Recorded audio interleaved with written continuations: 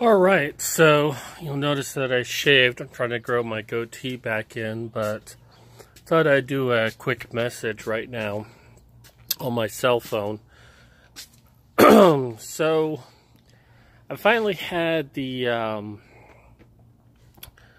genital mutilation talk with my mother, or rather the circumcision talk with my mother. And it went about as I expected it to. My mother immediately took it personally. So, now I want to start off with saying that I don't hold any ill will towards my mother for having me circumcised. I mean, we're talking about something that happened 38 years ago. But on the same token, I don't like that I was circumcised. That if I actually had the choice, I wouldn't have done it. But the decision wasn't up to me, it was up to my mother. Now, the thing about it being 38 years ago is the one thing that we didn't have back then that we have today is the internet. And there was really no means for anyone to really find out without doing extensive research, whether or not this was a good idea. Because even the hospitals were pushing for this to happen, that this was something that everyone should do, that it was better in so many ways. So I can't really hold that against her when she lived in that kind of world. Now, she said to me that, you know, she doesn't regret doing it, and she stands by why she did it.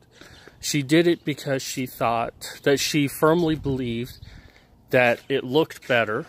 Well, you know, how things look is a matter of personal opinion. And given that the majority of penises in America are cut, that's what a personal preference has developed as, and give a generation of men not being circumcised, and then the preference will be uncut as being the preference. She also stated that the majority of physical sensation is in the head of the penis, so by cutting away the foreskin you increase pleasure. That's actually not true at all. That's exactly the opposite of the truth. All the feeling, majority of the feeling is in actually the foreskin. Yes, there is feeling in the head of the penis, but you don't have an increase of pleasure, you have a decrease of pleasure. She also said that it's healthier. Now, she was referring to, you know, infections you can get when it's not properly cleaned out. However, we're talking about 1 in 1,000 children and men who get infections in this way. Now, usually when someone brings this one up, I state that, well, you know, 1 in 8 women will get breast cancer. By that logic, should we cut off breasts so women don't get breast cancer?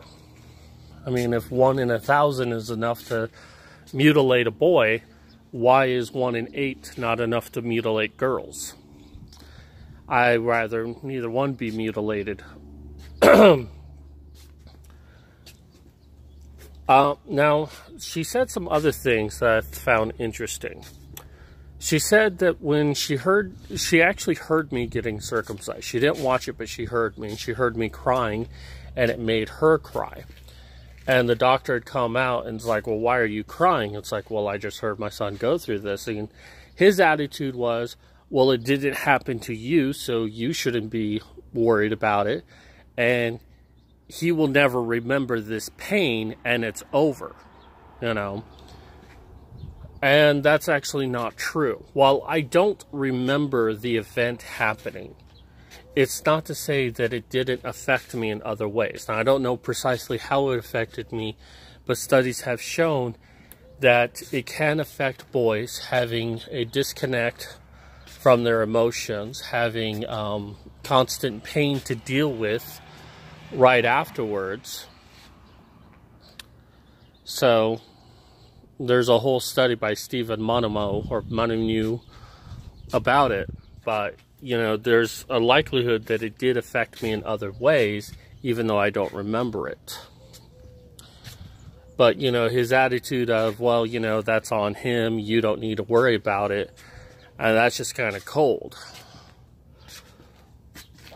But another thing that my mother said is, you know, why am I concerned about this? Why am I talking about any of this? I'm like, well, what do you mean? She's like, well, you don't have children. You don't have a son. And you're not going to likely never have a son in your lifetime. So why do you have an opinion on it? Also, it happened to you 38 years ago. So it's not like, you know, you really have any reason to have an opinion on this. And this was her thought, that because I will never have children, and because it happened to me so long ago, there's no reason for me to have an opinion on any of this. And I disagree with that, because it did happen to me. And I didn't tell my mom this, but it had affected me sexually. I mean, I had difficulty with sex throughout my entire life, and I firmly believe it's because I was circumcised. So, I feel like my life is a warning of why you shouldn't do it. But then she took it personal and said, oh, well, you just think that I'm some sort of ignorant person who just did this horrible thing, don't you? And I'm like, no, I don't hold it against her. Because how could she have known? I mean, today, I kind of hold mothers responsible to get the truth, because they have access to resources that would allow them to make a decision on it, to see both sides of the argument. But that wasn't possible in 1980. I mean, we're talking about something that's been done since the 1800s, that the majority of men in the United States had it done, and that the doctors who were doing it tried to justify it by giving out lies. So how could anyone back then know the truth? Now, I'm sure some people did know that, but I don't know how they came about it, because the deck was stacked against boys. That it was going to be done because enough people lied about it. So, but like I said, I don't hold my mother in contempt for this. She couldn't have known. The doctors did know. The doctors fully were aware that they were making money off of it, so they wanted every mother who came through there with a son to get it done. Because that was just extra money to put into the hospital's pockets. And, you know, in some ways I don't blame a hospital, because they have to make money every which way they can. But even then, they're basically doing it off of human suffering. So anyways, this was a quick video by me. I just wanted to go ahead and talk about this, that on our vacation, we had the conversation. It was one that I was avoiding because I knew my mother would take it personally. She thought I was attacking her. I'm not. But it does allow me to see what her thought was from back then. And it pretty much was what I was taught. You know, she was told a number of lies, and she believed it because she didn't have the means to discover that she was being lied to. And now she would probably be more, she would double down on it because it was done, and she doesn't want to feel like she did something wrong. So even if I gave her evidence, which I did try, that the practice is wrong and should be abolished, she's going to do whatever she can to disbelieve it, because then that means she did something wrong to her own children. So anyways, that's going to do it for me today. This is Matt Cat signing out.